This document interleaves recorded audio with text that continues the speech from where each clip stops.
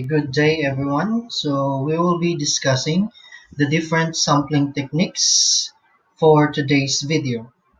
Okay, so we have our lesson objectives. So in this lesson, you should be able to first is to distinguish between population and sample and parameter and sample. So second objective is to define and illustrate sampling.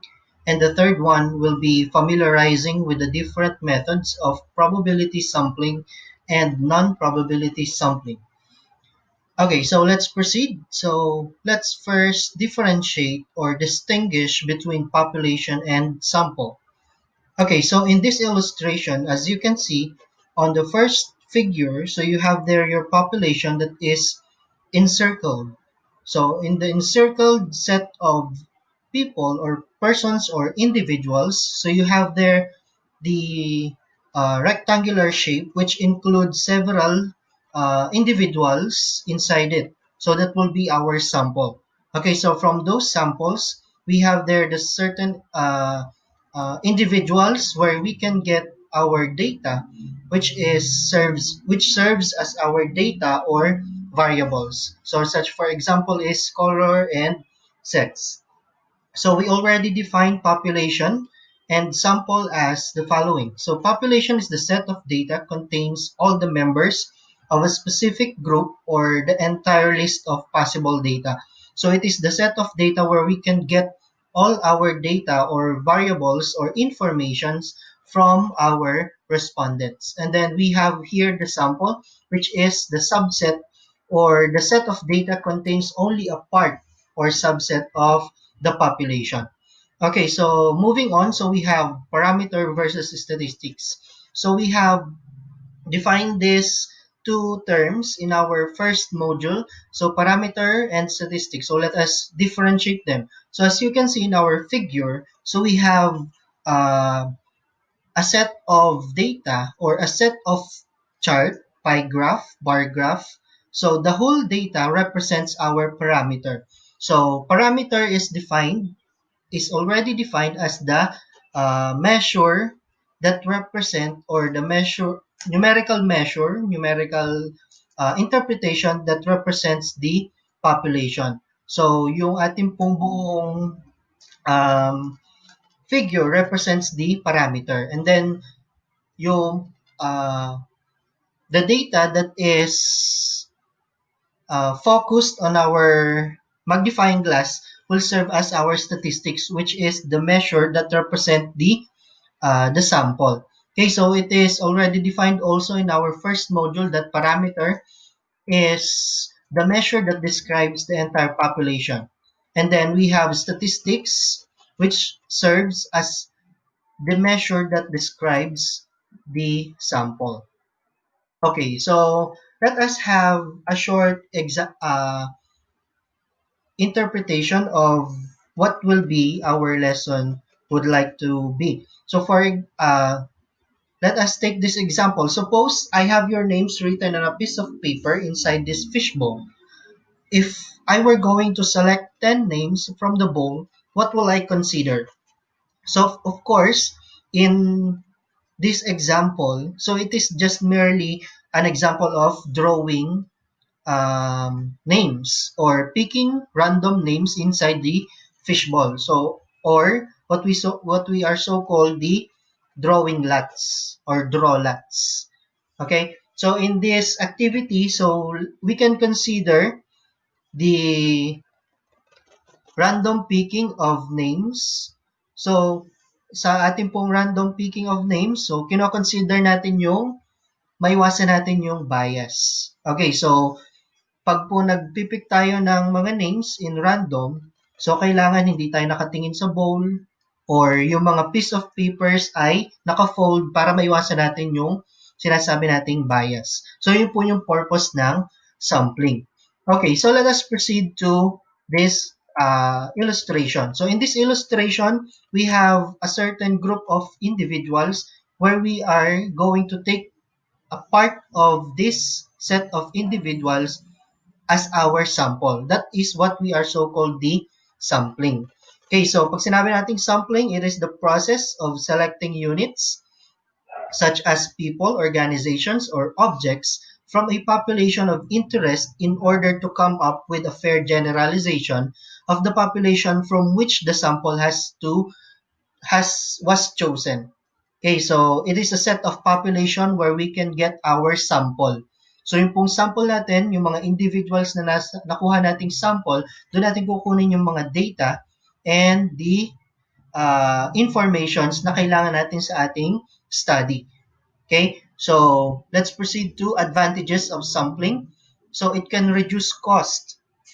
So may iwasan natin yung masyadong paggastos pag naggawa tayo ng sampling. Of course, if we are going to make a study with the involvement of the whole population, so masyadong marami yung or masyadong mataas yung cost. For example is the transportation cost. So kung yung pong ating population is widely spread in different area, so mas mataas yung ating magiging cost. So kung kukuha lang tayo ng sample, mas mapapababa natin yung cost in terms of transportation. So next is greater speed. Of course. So if we are going to study the whole population, it will take too much time or too much of our time in order for us to collect data.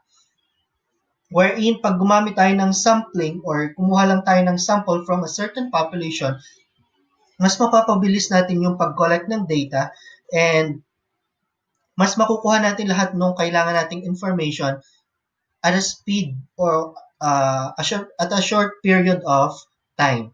So next two is the greater scope and greater accuracy. So of course, in taking samples, so ang pagkuha po natin ng samples, kagaya po ng sabi natin kanina, maiwasan natin yung bias. Iwasan natin yung pagkakaroon ng bias. Okay, so pagkuha natin ng sample, it is random.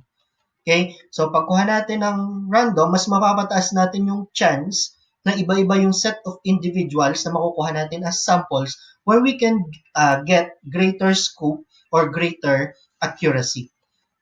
Okay, so moving on, so let us have the probability sampling versus non-probability sampling. So pag sinabi po natin probability, it is the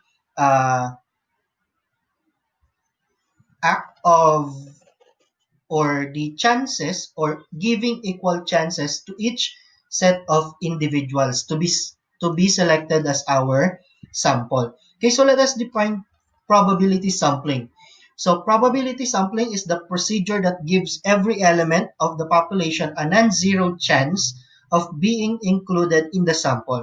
So pag sinabi po natin probability sampling, lahat po ng individual that is included in our set of population ay merong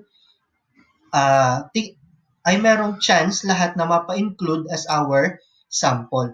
Okay? So while non-probability sampling is completely the opposite of probability sampling, wherein hindi po lahat ng population or hindi lahat ng individual included in a certain population ay may pare-parehas na chance na makuha as our sample. So opposite yung ating dalawang sampling. So probability sampling and non-probability sampling.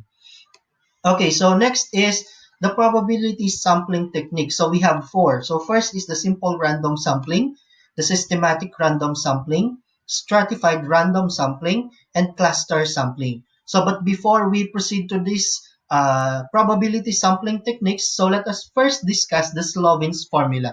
So ano po ba yung SLOVIN'S formula?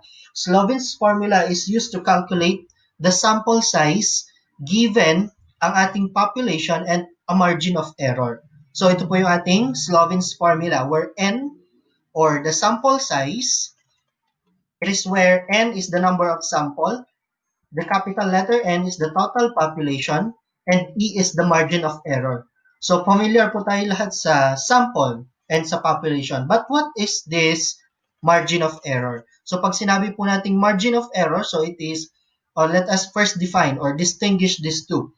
So level of confidence versus margin of error. So pag sinabi po nating level of confidence, a confidence level refers to the percentage of all possible samples that can be expected to include the true population parameter. While margin of error is a margin of A margin of error tells you how many percentage points your result will differ from the real population value. Okay, so in this, let us take a look in this illustration for us to easily identify or define what is level of confidence and margin of error. So pag sinabi po nating margin of error, as you can see in our figure, so for example, it is 90% confidence. So meaning to say, so karamihan po ng ating mga data or karamihan ng population ay may possibility na nandun yung ating mga data na makukuha sa 90% confidence. So pag meron tayong 90% confidence do sa magkabilang gilid ng ating curve, meron tayong 2.5, 2.5, and then 2 and 2. So total of 9% margin of error. And then yung shaded portion sa dulo ng ating curve will be tig 0.5 para makabuo tayo ng 10% margin of error.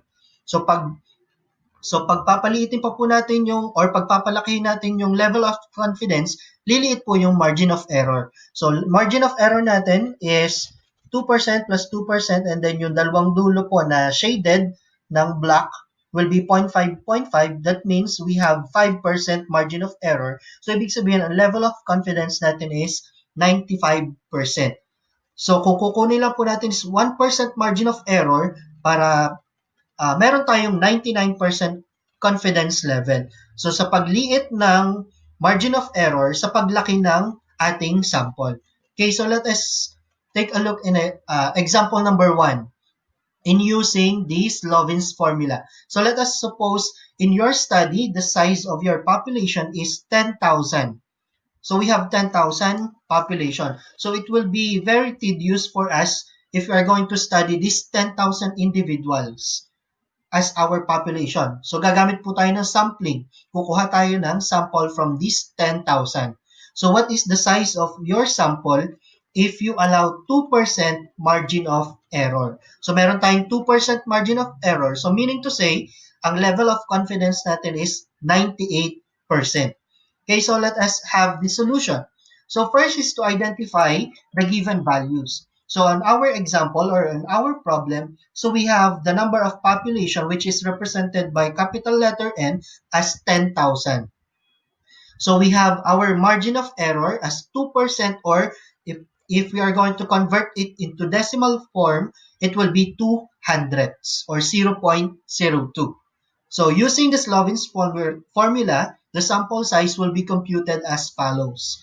Okay, so in our SLOVIN'S formula, so simply substitute the given values. So for N, or the capital letter N, which is our population size is 10,000 over 1 plus 10,000 times 0.02 squared.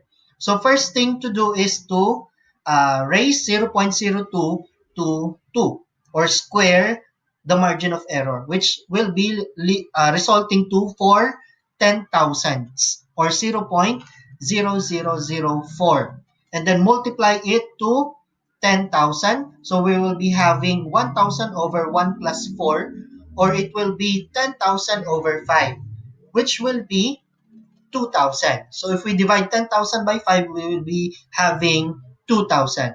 So 2,000 will be therefore our sample size. So we are going to get 2,000 from 10,000 population size. So napaliit po natin yung ating population. So from those 2,000, doon natin kukunin yung mga data na kailangan natin in our study. Okay. So let us have another example. Example number 2. So for instance, if the population size in your research is 25,000. Okay, so masyado na malaki kaysa doon sa example number 1. Okay, so 25,000 and the desired reliability is 95%. What then is the size of your sample? Okay, so yung 95% natin dito is the level of confidence. So if we have 95% level of confidence, ano po ang ating margin of error? So our solution, so we have, again, to identify the given value. So we have the population size as 25,000 and our margin of error will be 5%.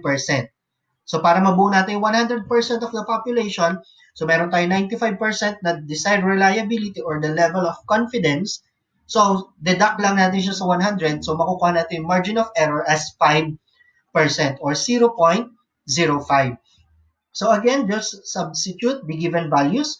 So 25 divided by 1 plus 25,000 multiplied by 0.05 squared. Okay, so first thing to do again is to square this margin of error, which is 0.05. That will be resulting to 25 10,000s or 0.0025. And then multiply it to 25,000, which will be having 62.5 plus 1. It will result to 25,000 divided by 63.5. So if we are going to divide 25,000 by 63.5, so we'll be having 393.70. Okay, so ito po yung kailangan natin tandaan. So for example, ang ating pong population and then our ating pong sample involves individuals or persons or people. So hindi po natin i-include si 0.70. So kailangan po ang ating sample size will always be whole number. So just round it off to whole number. So therefore, our representative sample size will be 394 out of 25,000.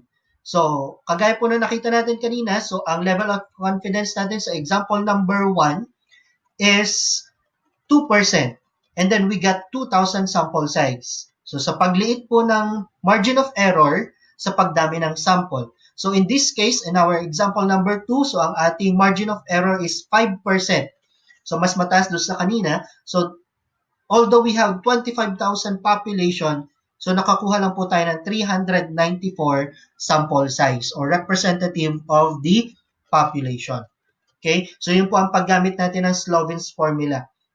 So para makuha natin yung accurate number of sample size.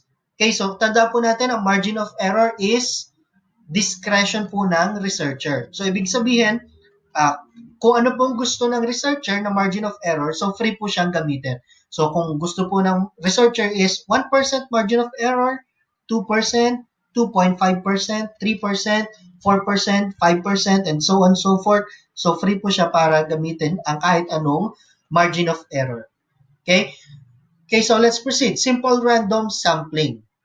So ito po yung first type of probability sampling technique.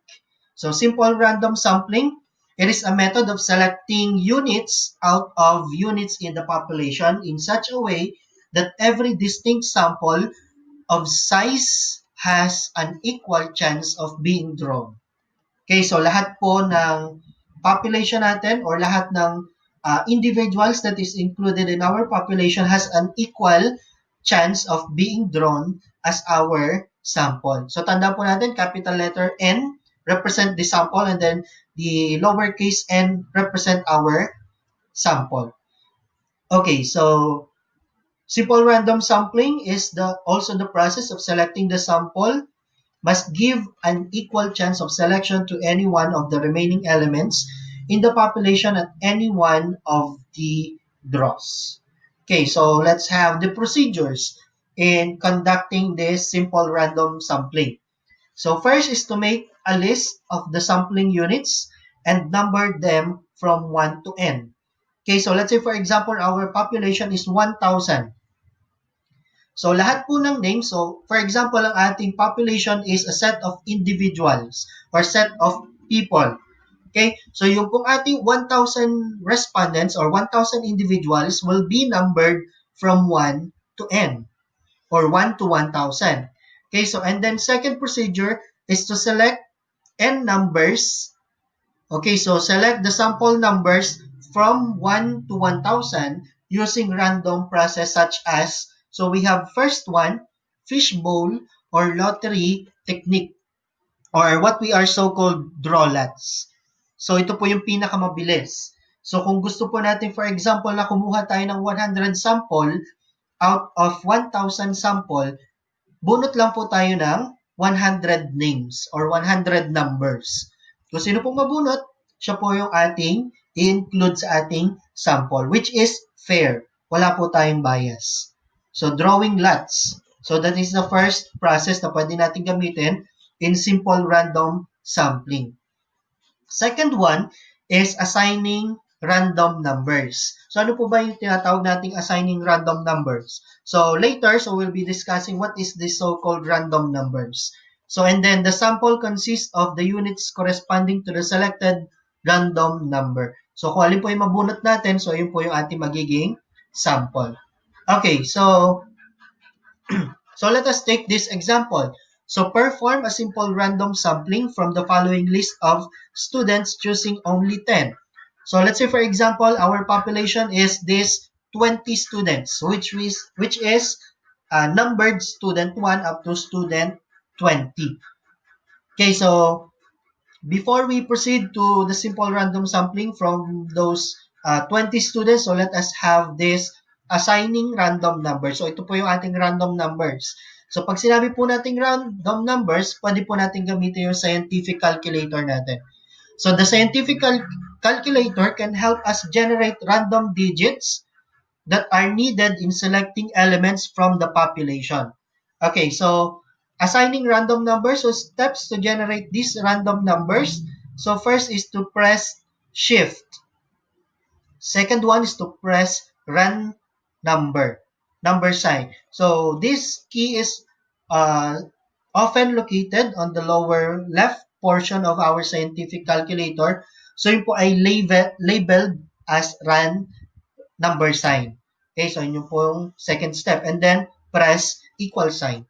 So makakabuo po tayo ng random number. Pag sinunod po natin yung 3-step process.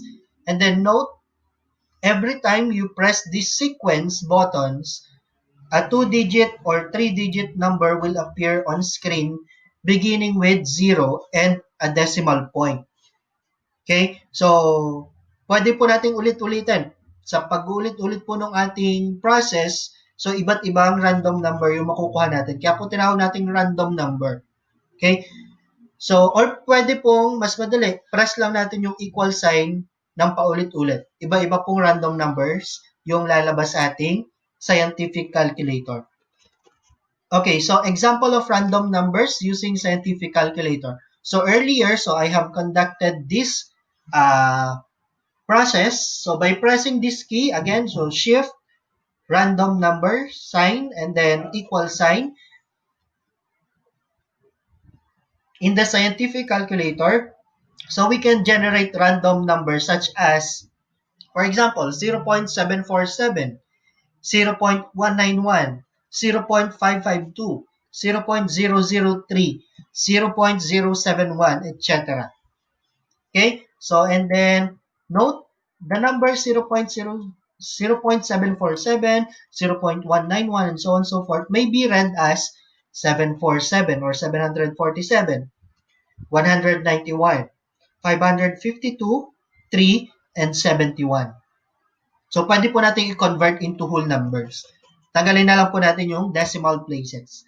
Okay? So, especially kung ating pong list or kung ang ating pong population is numbered as whole number. Okay? So, note, the set of random numbers that can be generated by the scientific calculator limits between 0.000 to 0.999 or 0 to 999. So, ibig sabihin, ang random numbers natin na pwede makuha sa scientific calculator ay between 0 to 999 or meron lang po tayong 1,000 random numbers. Okay? So, let us have the two cases involved in using random numbers generated by the scientific calculator. Okay, so we have the case 1. If there are 1,000 people group numbered from 0 to 999, madali po tayo makakakuha ng sample.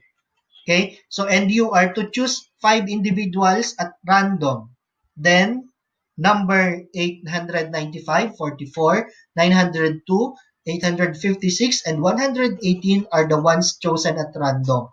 So, kung susundin po natin yung ating mga processes kanina, so pwede po natin makuha tong 5 random numbers. Kung sino po si 895, kung sino si 44, kung sino yung nasa 902, 856, 118 ng ating list of population, sila po yung kukunin nating sample. Okay? So, second case, if there are less than 1,000 employee, if there are less than 1,000, so employ modulo arithmetic. So, ano po ibig sabihin nating modulo arithmetic? On the random numbers that exceed the sample size of the study. So, pag sinabi po nating modulo arithmetic, paulit-ulit lang po. So, for example, there is keep on subtracting the sample size from said random number until the difference is less than or equal to the sample size. Example, suppose there are 300 people or elements to be chosen from, then, for example, ang nakuha po nating random number is 596 or 0.596. As you can see, 596 is not included in 300 people or doon sa list natin of 300 people. So, hindi po natin makikita yung 596 doon sa 300. So, gagawin po natin is 596 minus 300. So, ang makukuha po natin is 296. So, kung yung po 296, makikita na natin sa 1 to 300 or 0 to 300. So, ibig sabihin, si 296 ay pwede na po natin gamitin as our sample. Another example, if ang nakuha po natin ay 953. For example, 953 yung lumabas sa random number selection sa ating scientific calculator. So, kailangan lang po natin gawin is to subtract, again, 300. Kung ilan po yung ating population. So, minus 300 will be having 653. Yung 653, wala pa rin po siya sa 300. So, again, subtract 300. The resulting value will be 353, which is still not included sa 300. So, again, subtract 300. So, wherein makukuha po natin is 53. So, yung 53, nandun na po siya sa 0 to 300. So, that's the time na kukunin natin yung 53 as our sample. So, yun po yung paggamit natin ng set of random numbers that is generated by the scientific calculator. Okay, so let us go back to our example. So, perform a simple random sampling from the following list of students choosing only 10. So, out of these 20 students, pipili lang po tayo ng 10 students. So, earlier, I have assigned random numbers to these 20 students, which is presented in our screen. So, student 1 is 0.663, student 2, 0.315, student 3, 0.513, and so on and so forth. So, marami po tayo pwedeng gawin dito sa ating random numbers. So, pwede nating gumawa po tayo ng set of papers na nakasulat po yung mga random numbers, lagay po sa box, sa fishbowl, and then draw lots. Pwede po natin gawin yon. Or, pwede natin siyang i-arrange in ascending order. So, pag ascending order, so mauuna po si 0.010 and then nasa last part po si 0.998. So, as you can see, narumble po yung ating students. Wherein, so yung pong 0.010 ay si student 17. 0.079 ay si student 20. So, based from this process, pwede nating iselect yung nasa first column as our 10 sample. So, ibig sabihin, so si student 17, 20, 10, 11, 8, 16, 5, 2, 19, at si student 18, pwede natin kunin as our sample. That is random. Wala po tayong bias. Or, pwede nating i-arrange in descending order or kabaligtaran naman. Unahin natin 0.998 and then nasa last part si 0.10. Discretion, of course, yan ng researcher. Kung anong gusto niyang method kung paano na makukuha yung sample. But of course, iwasan natin yung bias. So, kung i-arrange natin in descending order, so ang makukuha nating sample ay sina student 13, student 3, 13, 1, 12, 7, 4, 6, 9, 14. So, sila po yung ating magiging sample size. Okay, moving on. So, we have also let us discuss the advantages of simple random sampling. So, first, the theory involved is much easier to understand than the theory behind other sampling designs. So, later on, so, didiscuss pa natin yung tatlo pang probability sampling techniques. So, para maintindihan natin kung bakit nasabi na ang advantage na simple random sampling ay mas madali yung theory or mas madali yung process ng paggamit ng simple random sampling komparado sa tatlo pang natitirang random sampling techniques. Okay, so another advantage, inferential methods are simple and easy. So, kung meron po tayong advantages, so of course, meron tayong disadvantages. So, ano naman po yung mga disadvantages? So, the sample chosen may be widely spread, thus entailing high transportation cost. So, sa simple random sampling, so let's say for example, our population is located in the whole city of San Pablo. So, meron po tayong list ng lahat ng pangalan ng kinonsider nating population sa city of San Pablo. For example, gumamit tayo ng simple random sampling, which is gumamit tayo ng drawlats. Nabunot natin is na sample ay galing sa iba't ibang barangay. So, hindi natin makokontrol pag simple random sampling. Of course, kung manggagaling siya sa iba't ibang barangay, pupuntahan natin isa-isa, so ang transportation cost ay magiging masyadong mataas. Okay? Another disadvantage, a population frame is needed. Okay, so simple random sampling result in less precise estimates if the population is heterogeneous with respect to the characteristic under study. So pag sinabi mo nating heterogeneous, so iba't iba po siya ng characteristic yung ating nakuhang sample. So mas magiging widely spread yung data. Okay, so yun po yung ating mga disadvantages. So next, probability sampling technique is the systematic random sampling. So pag sinabi po natin systematic random sampling, it is a sampling method of selecting a sample by taking every k unit from an ordered population, the first unit being selected at random. Okay, so here, k is called the sampling interval. Okay, so let us have the procedure of systematic random sampling. So, in systematic random sampling, so first we have the number of units of population consecutively from 1 to n. So again, so if we consider the population as 1,000, so ating pong numbers is 1 to 1,000. So in systematic random sampling, so second is to determine the value of k, or the sampling interval using this formula. So the formula in order for us to get the sampling interval is to have this formula k is equal to the population divided by the sample. Okay, so of course yung pong sample or yung sample size which is small letter n, pwede po natin ahead of time ginamitan na natin ng SLOVIN'S formula. Okay, so next procedure is to select a random start or R, wherein R is less than 1 and then R is greater than N. So R is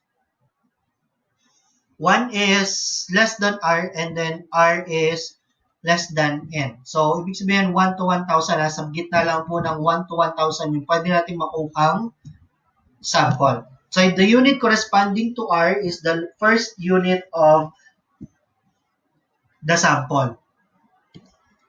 And then number 4, consider the list of units of the population as a circular list. Okay.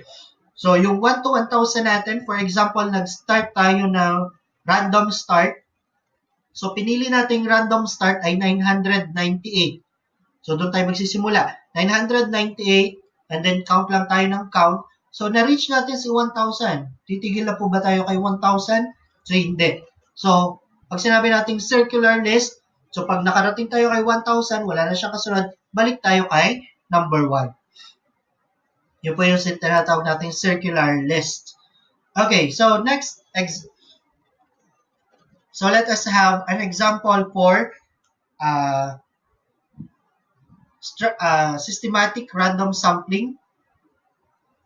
So sa systematic random sampling, so select a total of 12 samples from the 30 students below using a systematic random sampling.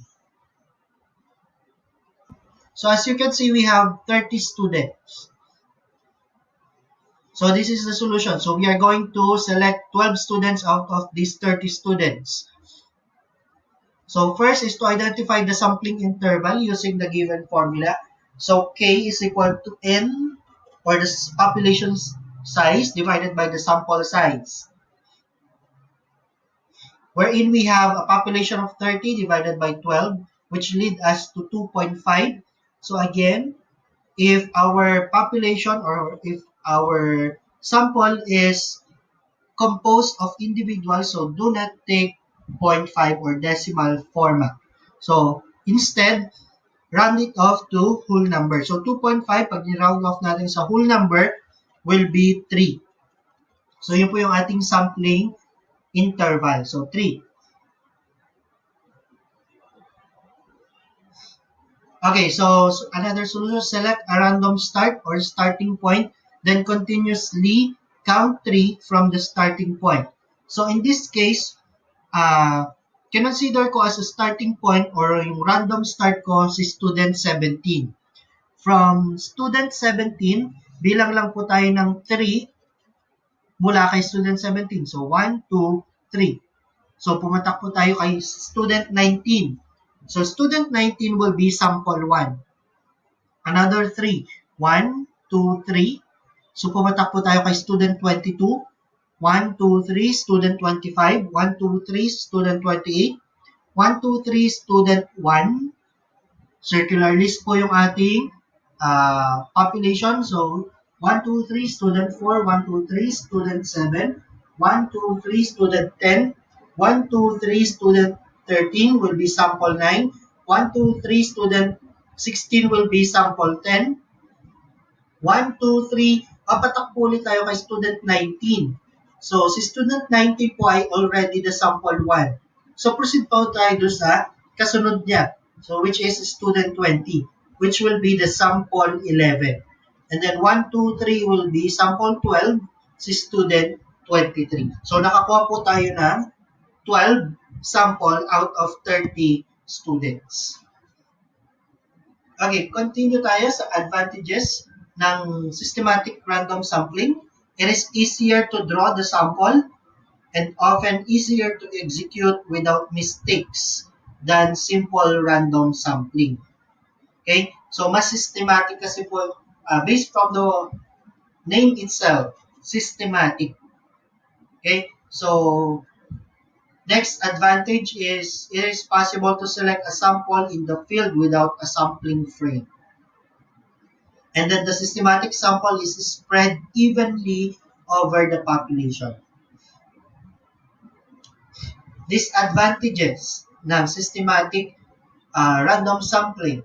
So if periodic regularities are found in the list, a systematic sample may consist only of similar types. So, pag kinoconduct natin yung systematic random sampling, may possibility na yung masiselect natin by using this, the sampling interval, may possibility na pare-parehas sila ng characteristics or knowledge of the structure of the population is necessary for its most effective use. Okay, so the third one of our probability sampling techniques is the stratified random sampling. So based from the name itself, stratified, or by implementing strata or identifying the strata or stratum.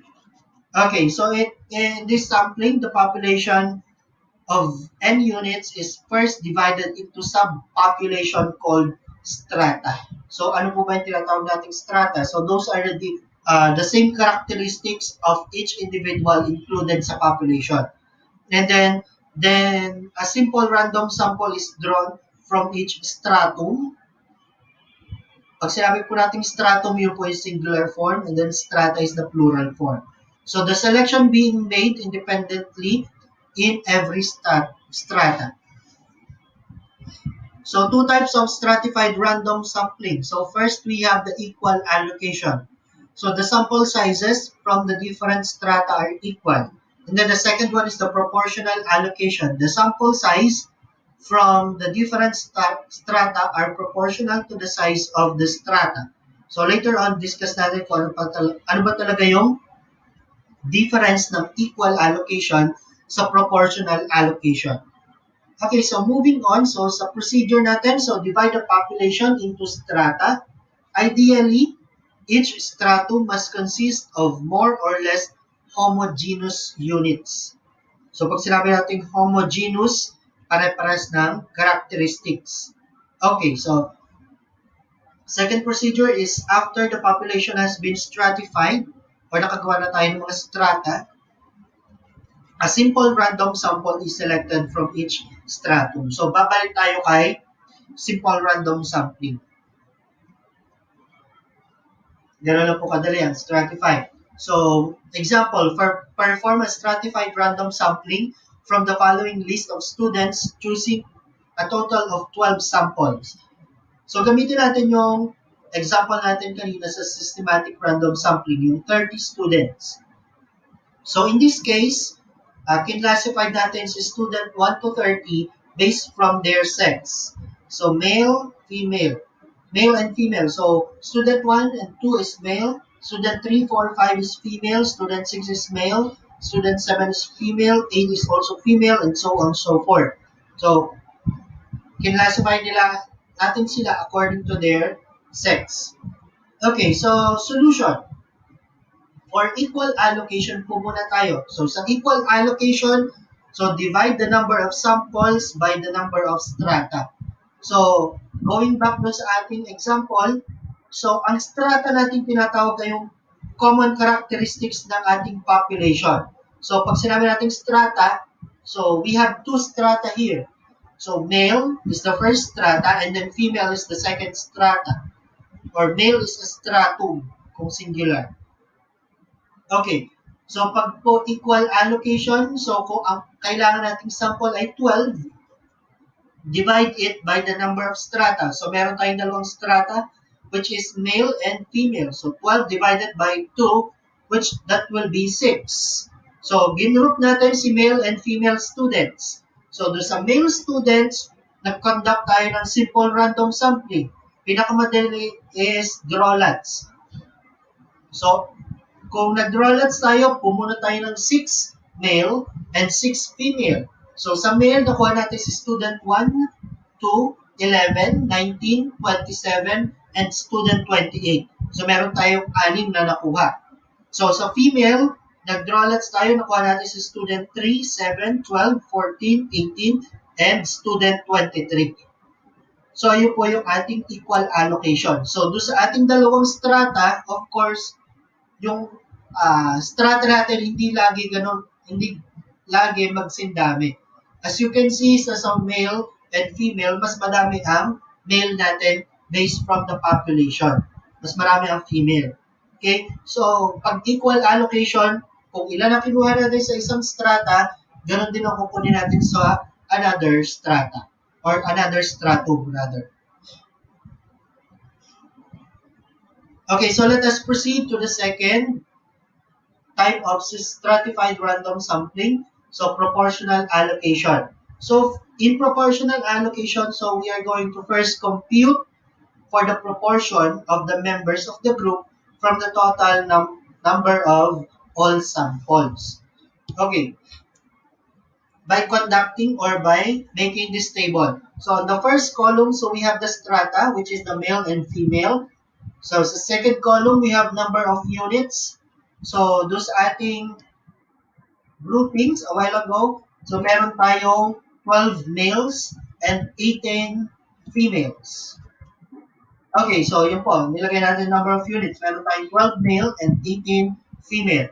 So pagko-compute po ng proportion, so ang ating pong total population is 30 students. So doon muna tayo kay male. 12 divided by 30, that will be 0.04 or 40% of the 30 total population is 12. So yun po yung proportion niya. And then 18 divided by 30, that is for the second stratum female, that is 0.6. Okay? So, and then after that, so sa last column, so number of samples to be taken. So, paano natin kukunin yung number of samples? So, 0.40 yung ating nakuhang proportion. Multiply it to the number of units. So, kung ilan po yung male. So, 0.40 times 12, that will be 4.8. So, yung 4.8 natin, tanda natin, so, hindi kailangan ang decimal place. So, round it off to whole numbers, which lead us to 5. And then for the female, so 0.60 multiply it by 18, that will be 7.2, which will result to 7. So, in this proportional allocation, so kukuha lang po tayo ng 5 students sa male based dun sa ating computation a while ago, and then 7 students from the female. Okay, so gumamit ulit tayo ng simple random sampling sa pagkuha ng 5 male and 7 female. So, yun po yung proportional allocation. Okay, so sa male, nakuha natin student 2, 9, 15, 22, and student 29. So, sa female, kukuha tayo ng 7, which are student 4, student 8, 13, 18, 20, 23, and student 25. So, that is stratified random sampling. So again, so let us discuss the advantages of stratified random sampling. Okay, so stratification may produce a gain in precision in the estimates of characteristics of the population. Of course. So pag in-group natin sila according to their strata, magkakaroon tayo ng mas mataas na precision in the estimates. Okay? So ibig sabihin na group natin yung pare-parehas na characteristics. Another advantage, it allows for more comprehensive data analysis since information is provided for each stratum. Okay, next is it is administratively convenient. And then we have the disadvantages. A listing of the population for each stratum is needed. So kung ang ating population is 1,000, kailangan natin yung list of 1,000 individuals. So the stratification of the population may require additional prior information about the population and its strata. So that is another disadvantage. So ahead of time, bago tayo mag-conduct ng sampling, so kailangan alamin natin yung characteristics. So like for example, this previous example natin. So yung student 1 to 30, inalam muna natin yung kanilang sex, which are male and female. So, kailangan alam muna natin yung kanilang common characteristics. Yun yung another disadvantage. So, next is the cluster sampling.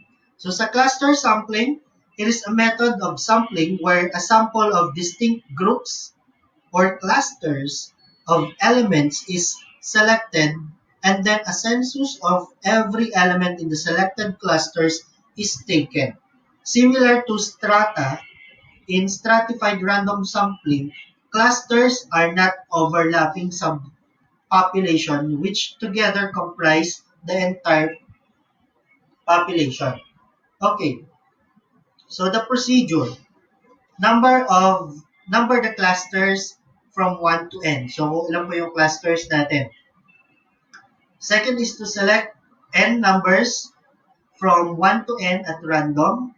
The cluster corresponds to the selected numbers from the sample of clusters, and then observe all the elements of the sample of clusters.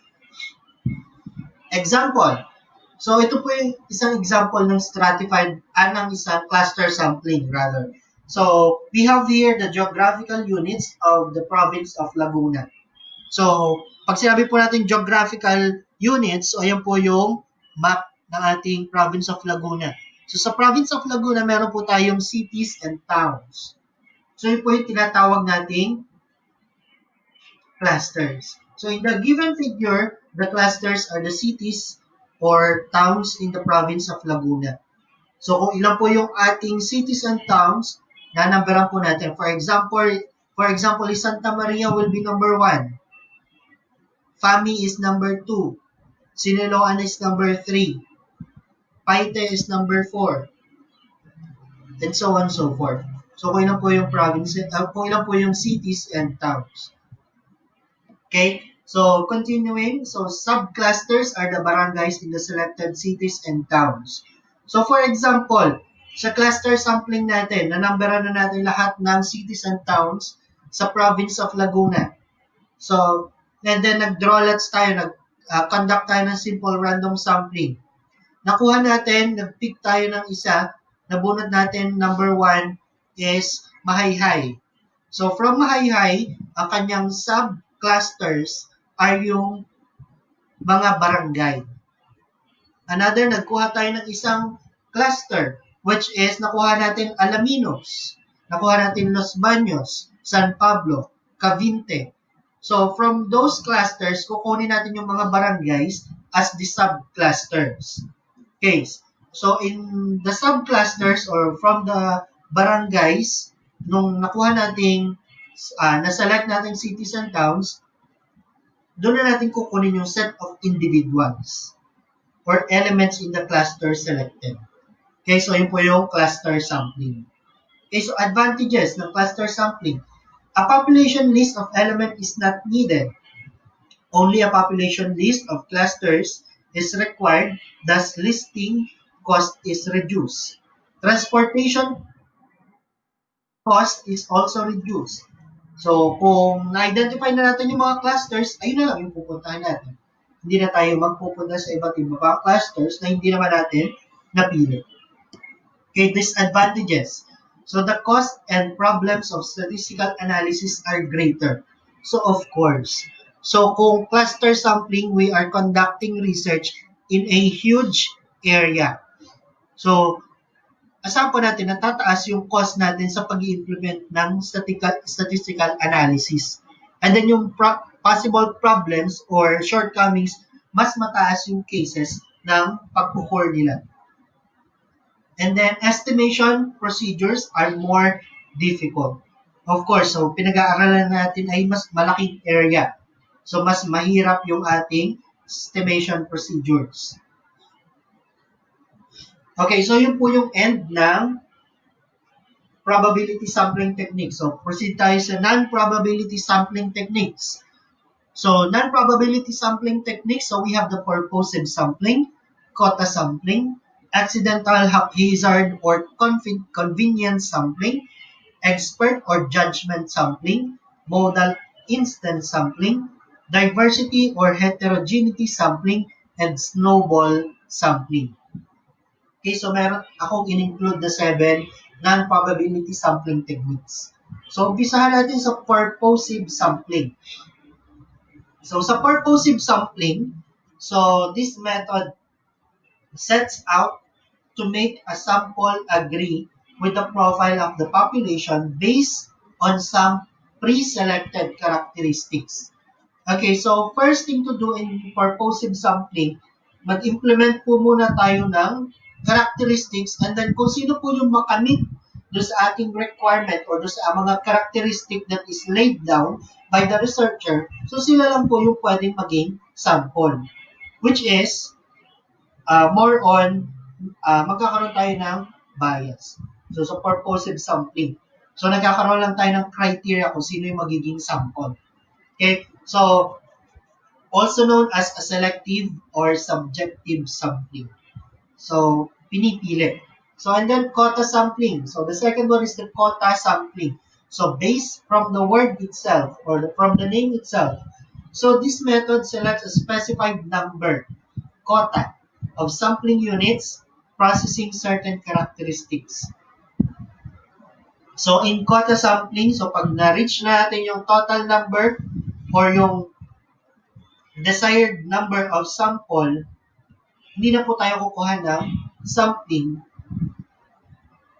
even though yung ibang sample or yung ibang units ng population ay pwede pa maging sample. So, that is quota. So, kung 300 yung population natin, ang quota natin ay 50. So, kukuha lang tayo ng 50. Okay? So, kung doon sa 250 na natira, meron pang qualified to be included sa sample, hindi na po natin kukunin kasi na-meet na natin yung quota. Okay? So, the third one is the accidental, haphazard, or convenience sampling. So, in this method selects sampling units that come from hand or convenient to get information from. Okay, so it is more on, nagbigay tayo ng consideration doon sa researcher. Kung sino lang yung gusto ng researcher or kung sino yung mas madaling makukuha ng data or information ng researcher, yun lang yung kukunin niya as his or her sample. Okay? So, the next one is the expert or judgment sampling. So, this method selects samples in accordance with experts' judgment. Okay? So, kumukuha po tayo ng mga experts. So, sa paggamit po ng expert or judgment sampling. Wherein yung mga expert, yung sila po yung magde-decide kung sino po yung kukunin natin na sample. Okay? So, the next one is modal instant sampling. So, this method selects samples from specific groups of or types of people wherein sampling the most frequent case is sought for. So, this method is usually used in informal public opinion polls. Okay, so in this method, so magko-conduct lang po tayo ng sampling sa specific groups or types of people. Okay, so most frequent case is sought for. So kung ano po yung hinahanap natin, so usually ginagamit po na sa opinion polls. Okay, so the next one is the diversity or heterogeneity sampling.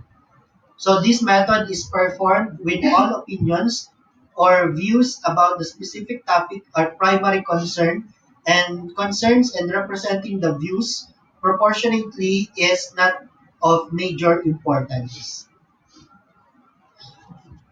And then the last one is the snowball sampling. So this method selects a sample who meets the specified criteria. Then this respondent is asked to recommend someone whom he or she may know to also meet the desired criteria. So, based from the definition itself, so pag sinabi po natin snowball sampling, so mag-set ang researcher or mag-lay down ang researcher ng set of criteria. And then, doon sa criteria, mayroong naging qualified to be a sample. Yung sample na yun na qualified, doon tatanungin ng researcher kung sino yung pwede niyang i-recommend na maging another sample na may possibility na pumasok doon sa ating specified criteria. So that is the last one for non-probability sampling technique. So the snowball sampling. So this sampling is especially used when the target population are inaccessible or hard to find. Okay? So mas madali kung magtatanong tayo doon sa napili nating sample for recommendation. Okay. So, those are the different sampling techniques. So, both probability sampling technique and non-probability sampling technique. So, if you have any questions or clarifications or comments and recommendation, you can simply send me a private message on my Facebook Messenger account. Okay, so I have here a short quotation by Arthur C. Nielsen Jr. If you don't believe in random sampling, then the next time you have blood test, tell the doctor to take it all. So, yung pong sampling in association sa blood test, kagaya lang po yan ng blood test pag sinabi natin sampling. So sa blood test, hindi naman po kailangan kunin natin lahat ng dugo para i-test. Kuha lang tayo ng sample ng dugo, and then from that sample, ma-identify na ng doctor yung mga results, yung mga findings from your blood test. So just like in sampling, so kung masyadong marami yung ating population, kuha lang po tayo ng sample na pwede nating kunan or pwede na tayong mag-conduct ng study or ng test doon sa nakuha nating sample. That is para mapadali yung ating study or yung ating research. Okay, so that is a short quotation from Arthur C. Nielsen Jr. Okay, so thank you for watching and listening. So I hope that you have learned something from my short presentation. So again, so if you have any questions or recommendations for your queries, comments, suggestions, so just send me a private message in my Facebook Messenger account. So thank you. So here's my references. So that will be all for today's video. Goodbye and thank you.